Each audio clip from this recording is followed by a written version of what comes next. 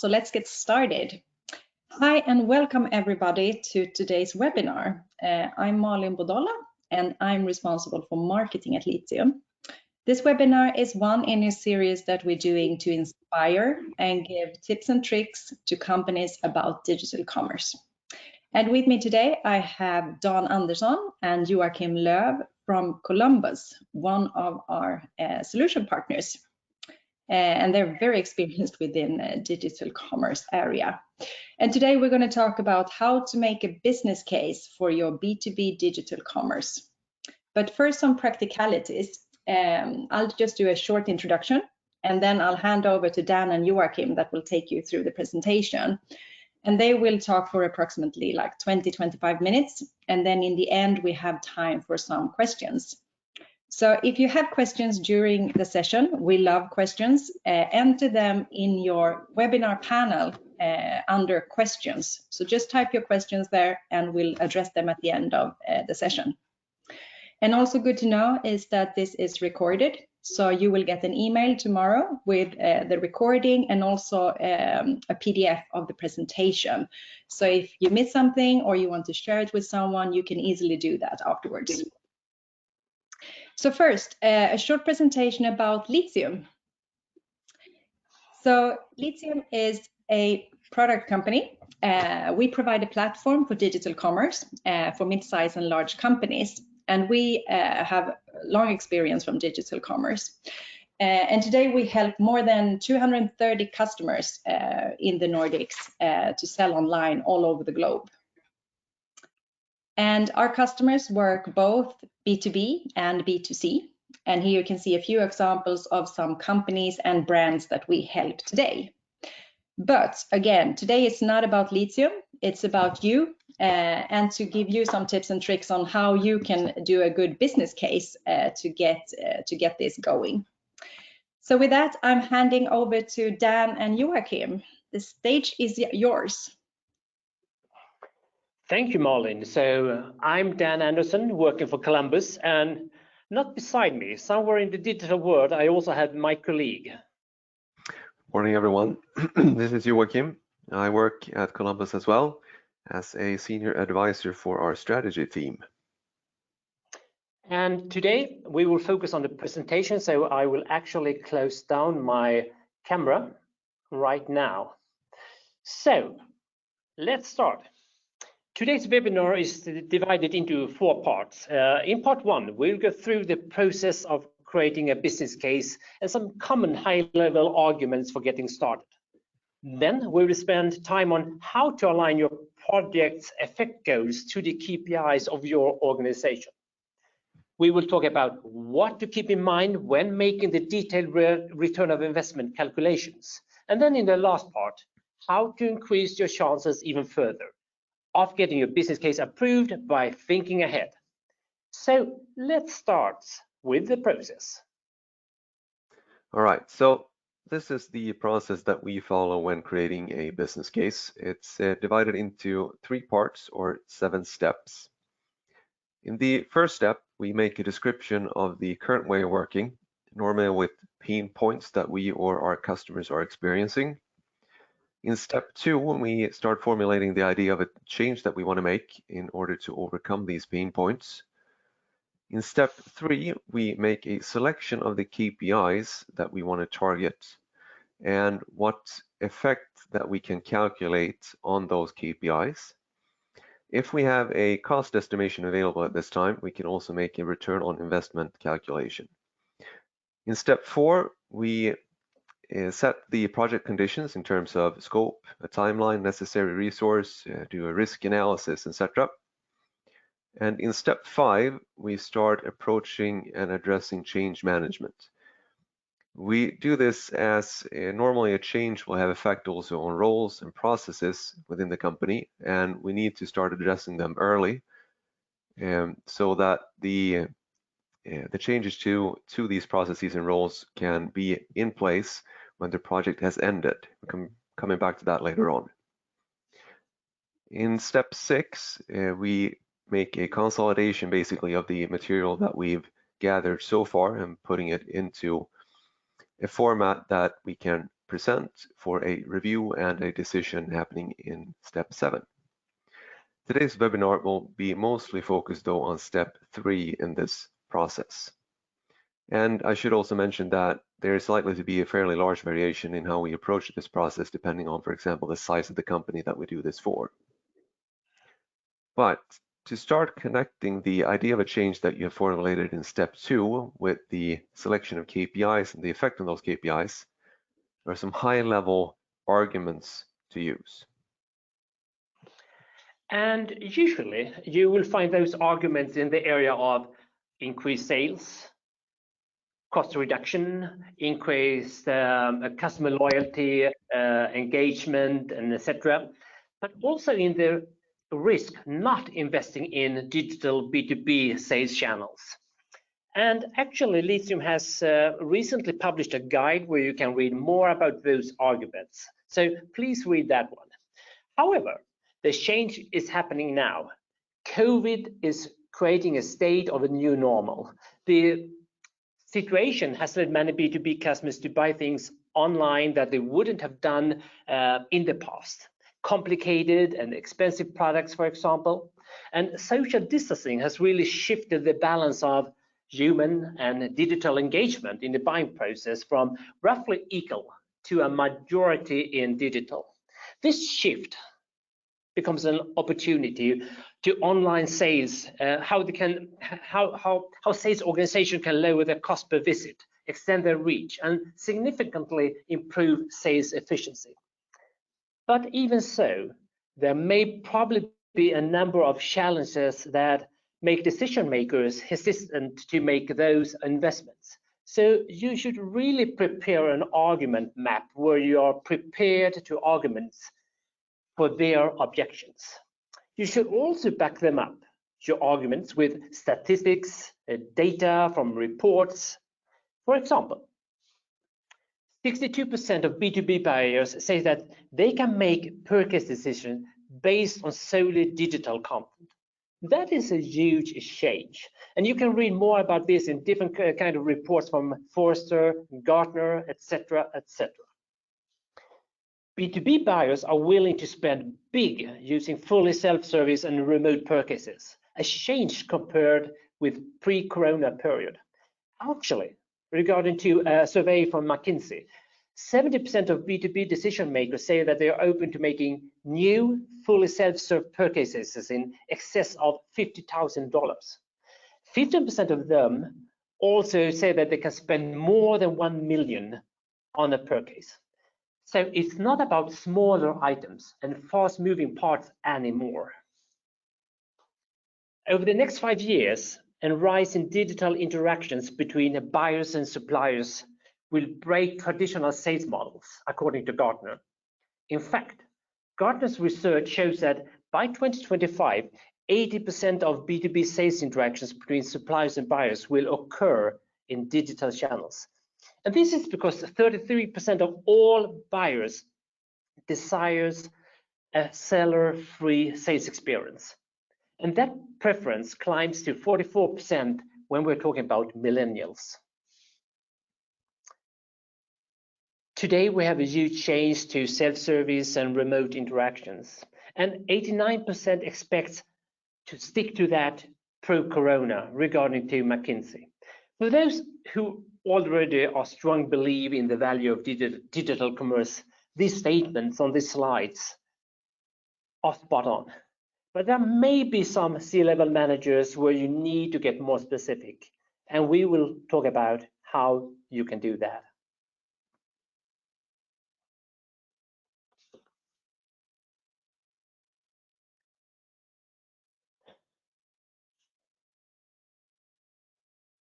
Joachim, are you there?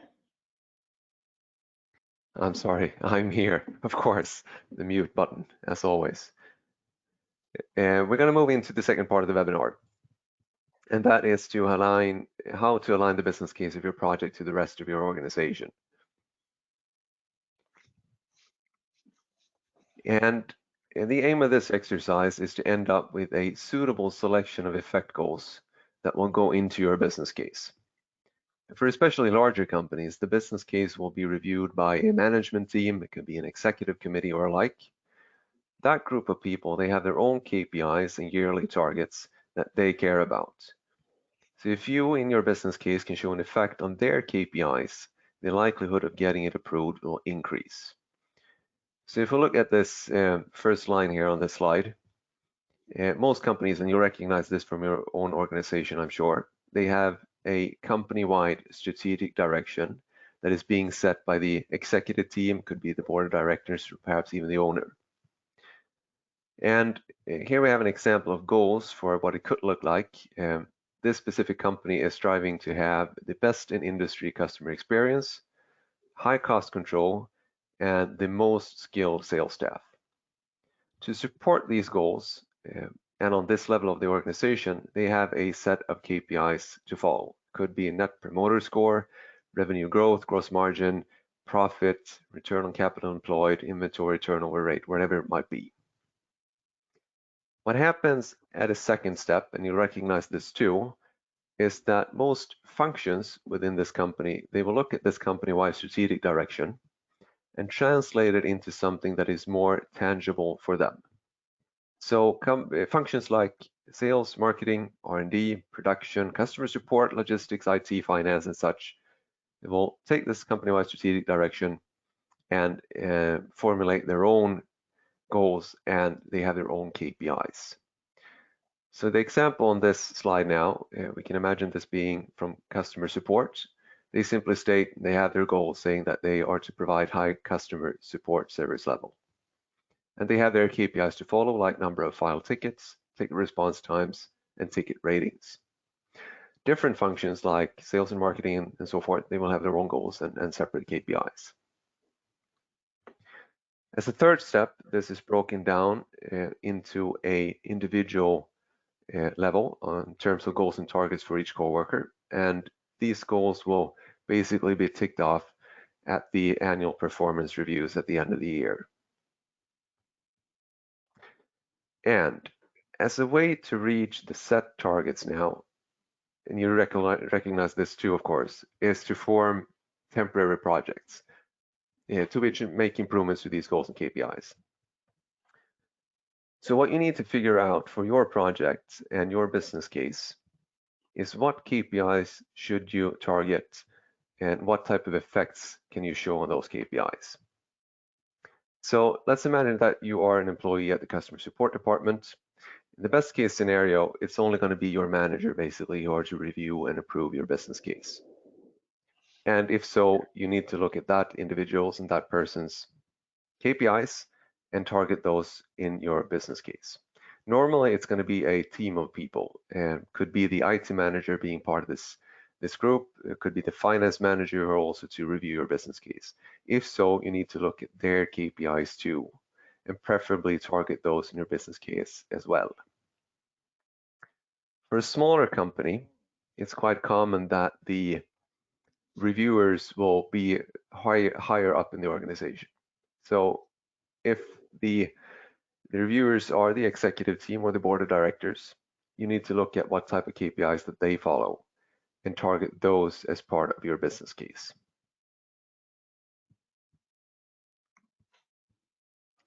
Are we then ready to move into part 3, Joachim? Yes, go ahead.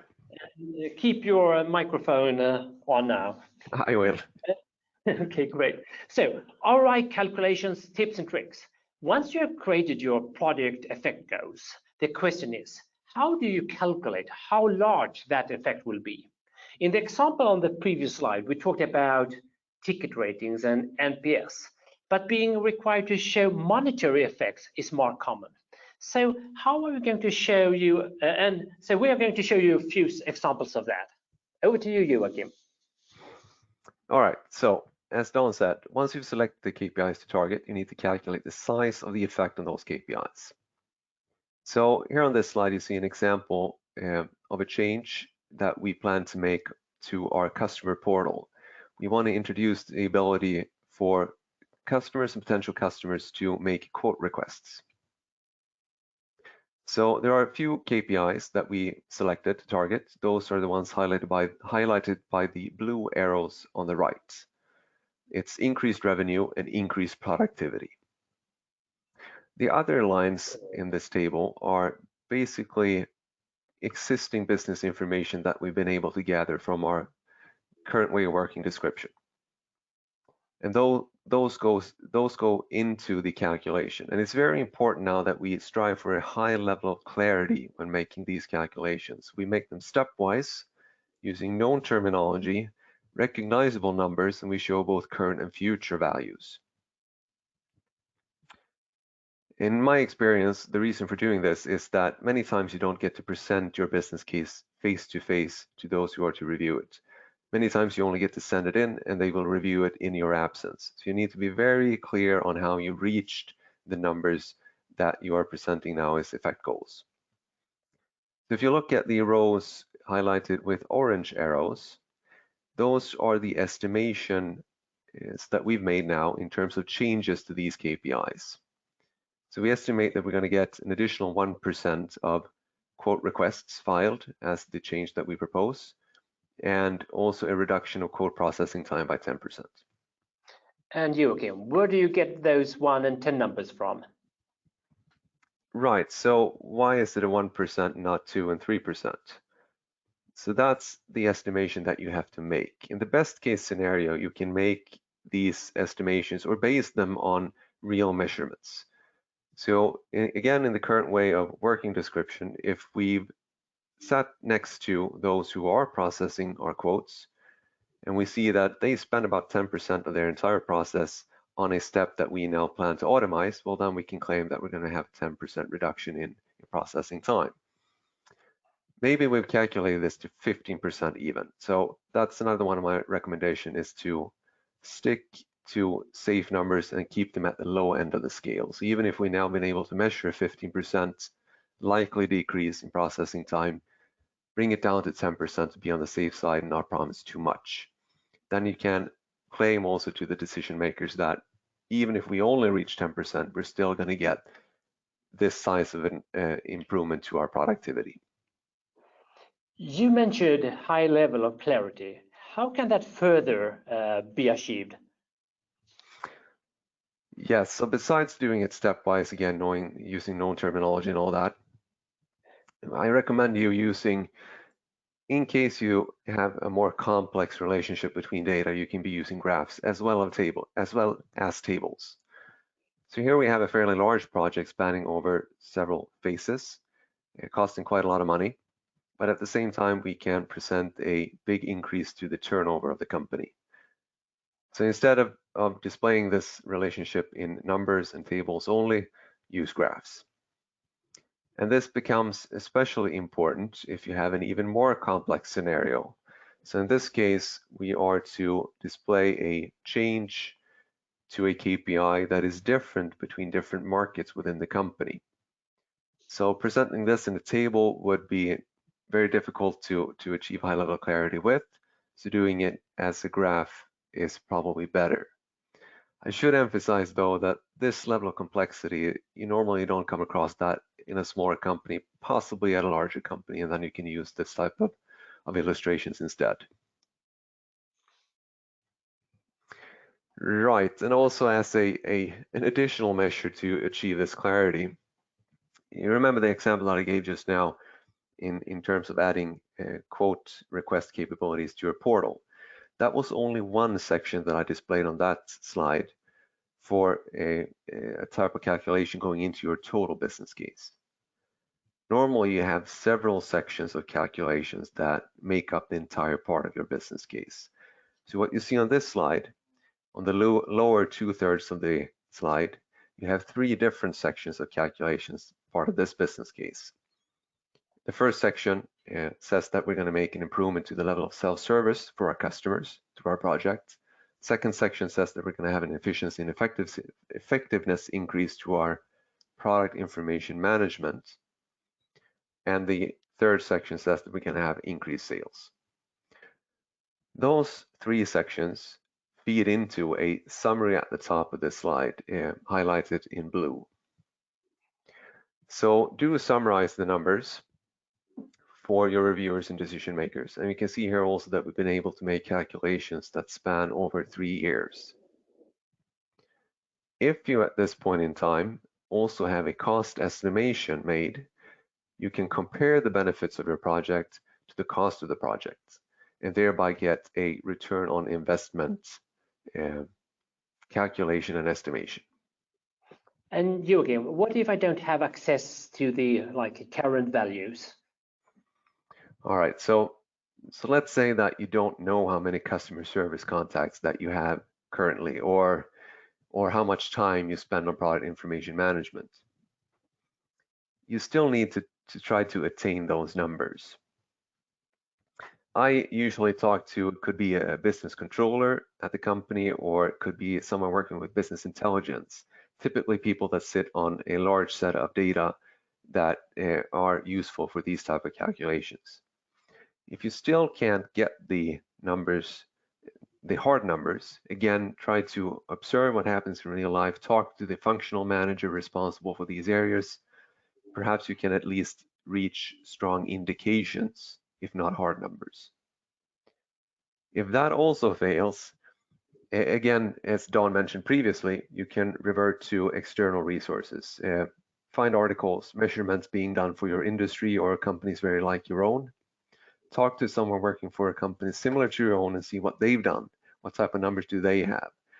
Then you can at least also claim similarity with your calculations to someone else's, but again, similar situation.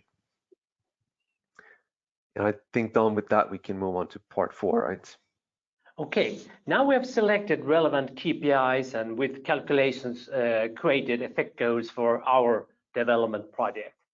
What more can you do to secure an approval? All right, so here we have a list of some basic stuff to go through before you send in your business case for review and decision. Once, and as always, have a colleague go through it. Make sure you don't have any mundane mistake being made in terms of way of reasoning or even spelling errors. You need to get away from those. And the second bullet states here, also backtrack and make sure that you do provide a benefit to the KPIs that you selected previously in the process.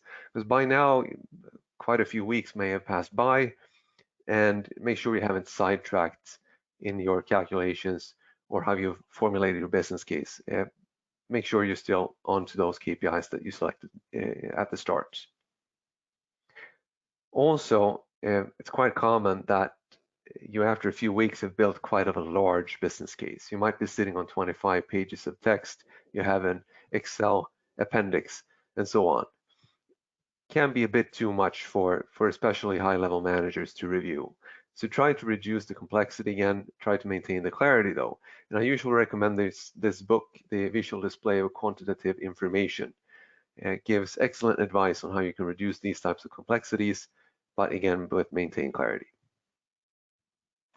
We also recommend that you do a benchmark still. So even if you do have very good numbers from your own company to use, you can strengthen your business case even further if you compare the numbers that you have and can claim similarity to best-in-class companies, other companies within industries that your customers perhaps also interact with. That will strengthen your business case further. And last, if you still by now have too many unknowns, you don't have good numbers, you have very high level of uncertainties as part of your calculations, instead of asking for a complete project and approval for that, you can perhaps instead ask for a pre-study or a pilot. So you get more time, perhaps more resources, and even some funding to be able to investigate things further and reach a better business case at the end of that pre-study. Also, and this is both my and Don's strong recommendation, that is to start preparing for what will happen once you get your business case approved and what will happen even after your project has ended. So once you get your business case approved, do schedule a post-project follow-up meeting right away. During that meeting, you can you can measure and compare the actual effect that your project has had with the estimations that you made as part of your business case. Do keep in mind though that the time it will take for your effect goals to materialize, it can take some time. So don't schedule that follow-up meeting too soon after your project has ended. We also recommend that you keep measuring, so that you don't just do this for the individual project, but make it a habit of measuring and reporting on these type of numbers frequently, perhaps monthly, weekly, or even daily. I think we all agree on that. We have moved into a new world where we're talking about sales and marketing. We are going digital, meaning that our digital investments, our business case, impact our core business models, meaning that our investments can't be seen as isolated islands and not as one-off investments, meaning that our business case have to span over several releases, projects, and lay a foundation for reaching a state of continuous improvement also after a go live.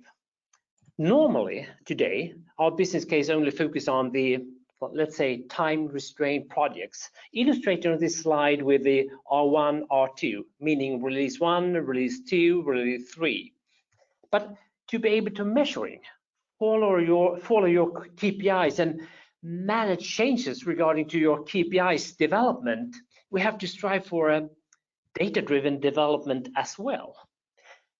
And that is its own stream, processes, skills. On this slide, it's the bottom part, especially the dark orange box. And I call it a growth team with skills in the area of SEO, CRO, UX, content, maybe data science. And this is the team working with fulfilling your effect goals. And they have to work really close to your product team, adding to the backlog. They could be shared resources, but your stakeholders are usually different persons. And remember, we were talking about in the beginning of the process about change management. Onboarding your customers may take time. When you go live, the customers will maybe not just be there. So some effects will maybe not be shown until 6 months, 12 months, 24 months later. And this is where the growth team becomes increasingly important. And the main problem today is that this is often handled by another department, and most organizations are still working in silos. But as of today, you have to bring this part into your business case as well. Because in the long run, we need these capabilities, resources, processes to measure these values and the ability to follow them frequently, act on them in order to succeed with our business case. And your business case have to have this holistic view. It's not okay anymore to see it like an isolated IT project if you want to succeed.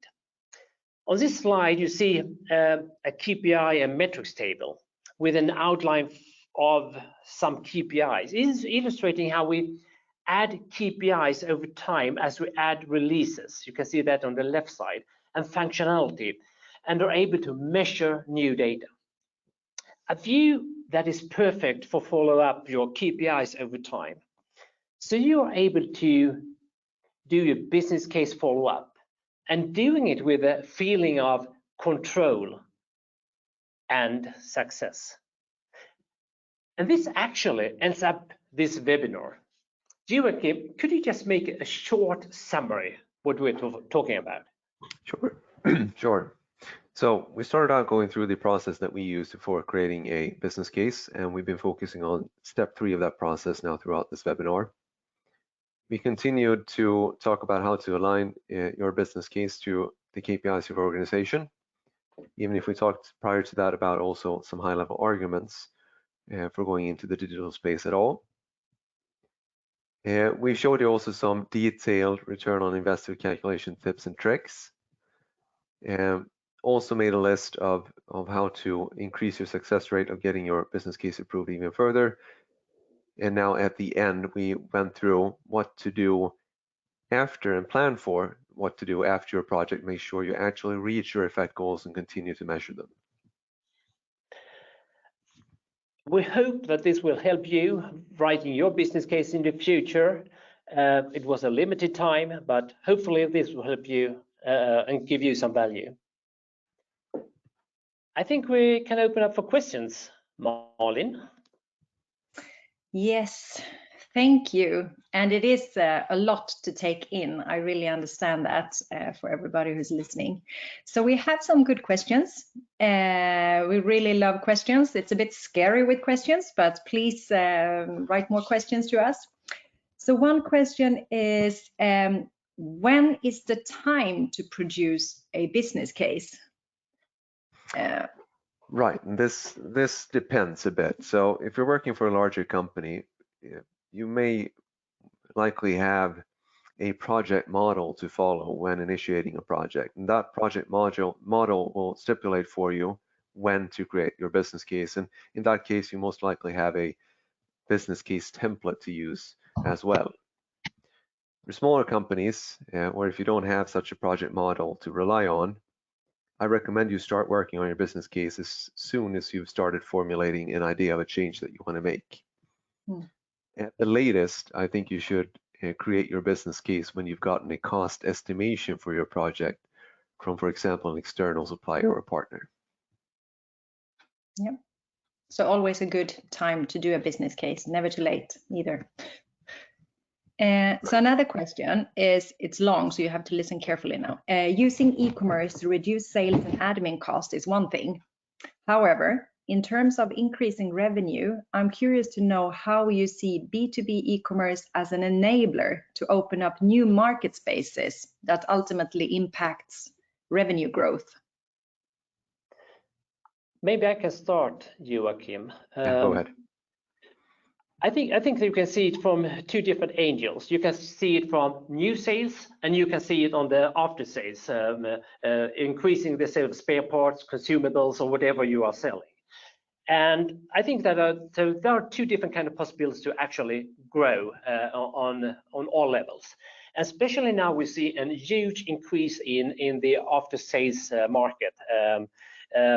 Providing more possibilities for existing customers to buy online, and creating an environment where it becomes so easy for the customer, so they are coming again and again and again, instead of moving to another kind of distributor or buying something from China or somewhere else. So actually increasing customer experience and increasing customer loyalty, that will also drive sales. And then on the new sales, I see that the possibility not just open a web shop, that will not drive sales, but if you're working with like direct marketing, inbound marketing, that you drive customers to your site, and you're working closely to move them through the business, the buying process. That will also help you to drive new sales. But also just being digital and have this online shop, it will also give you possibilities to, as I think I mentioned, to reach a larger market. You have the possibility to connect to marketplaces, either in Sweden, Denmark, in the Nordics, or in special countries where you see that maybe it's too costly to go in there with your own online shop or through partners, but through a marketplace you can actually go into a new market wherever that is. So I see huge possibilities in this area. Do you want to add something, Joachim, or should we? I can add a few things to that. Yeah. For one, it's quite common nowadays that you can make initiate a new market presence online first. So that's also one way I think that targets this question also. So if you're going to go live in another market, you can do it online first. You don't have to establish, as you've done previously, perhaps with setting up a new physical office necessarily. So that's one way to address additional markets, also in the B2B space. And as Dawn mentioned, to emphasize that, having an ordinary website, looking at the traffic that you currently have, you can definitely make an argument that you have a good situation probably to be able to attract new customers through your website, even if it's not necessarily a web shop yet. If you have some call to action buttons on that site, a way for your potential customers to come in contact with you, that way you can generate additional revenue and business for your company, most likely. Okay, great, because that is actually addressing another question that we got. Someone claiming that we're not ready for an e-commerce site, but we're more looking into like a digital solution, sort of more increased lead gen, etc. So can you use this business case formula like for that as well? You don't have to, it doesn't have to be an e-commerce site that you're building a business case for, I guess the question is. If I understand it right, you can certainly like create an, usually we call it like a product web. So you maybe are not ready to sell online, but still you can have all your products or services on the website. So you're giving a better service for your customers. So instead they are calling your customer support. They have the ability to go to your website and find those products. So that is a way to increase your service level, but also reduce cost. Yeah. I don't know if that was you were looking for, Malin, but I think that is how you can see it. Yeah, and please add if we didn't address this correctly. Another really great question is that we don't have, it's all about data, and we don't have any current measurements, KPIs to base all these calculations on. How do you go about by that?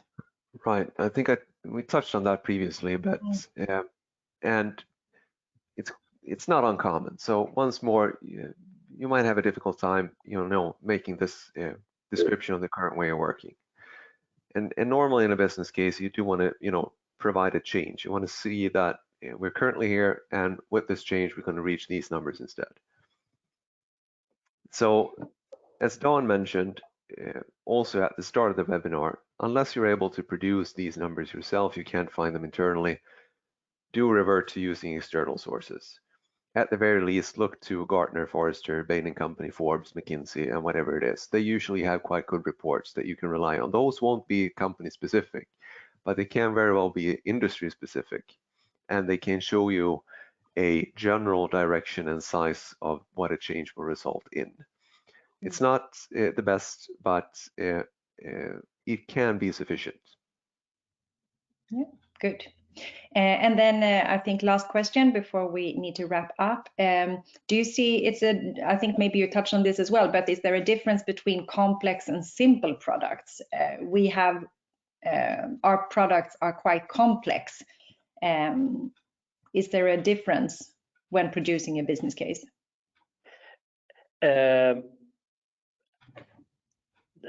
I think I touched upon that before. Today, I would say that through the period now of COVID, we have seen that customers don't hesitate to buy quite expensive, quite complex products. That this is a huge change that have happened over the last 12 months. And certainly there are different ways to like guiding, helping the customers. We see a lot of more like video, you're building a more video, guided selling into your sites. So actually helping the customer.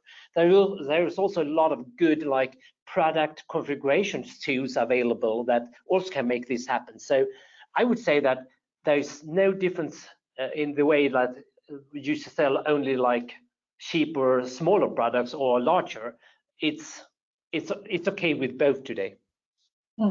And then another quick question. Do you have any tips on what process to start focus on? What I've done in the past is order reception is quite common. So you look at how do you get your orders into your company assets. There you can quite easily find, again, this productivity and efficiency increase. So if you can automate the order processing and order reception, it's a common area to start with. Customer support, as we've exemplified with today, is also another quite common area to address initially. I'm not sure, Don, do you have anything else that we see frequently? I think I'm fine. Right. Yeah. Okay, time's up, but we have a lot of more questions actually. So let's try to address them and get back to people afterwards. Thank you so much for all the questions and your attendance. And of course, I know that there is a lot of questions coming up afterwards. Contact us, reach out, don't hesitate. Reach out to Don, to Joachim or myself, or you email to these email addresses. And we have some questions again. Yes, the presentation, you will get that in an email tomorrow together with the recording. So please continue the conversation. Sorry for not having time for all the questions asked. Thanks a lot, Don and Joachim, and talk soon again. Thank you very much. And thank you from us as well. Thanks a lot, everybody. Bye-bye.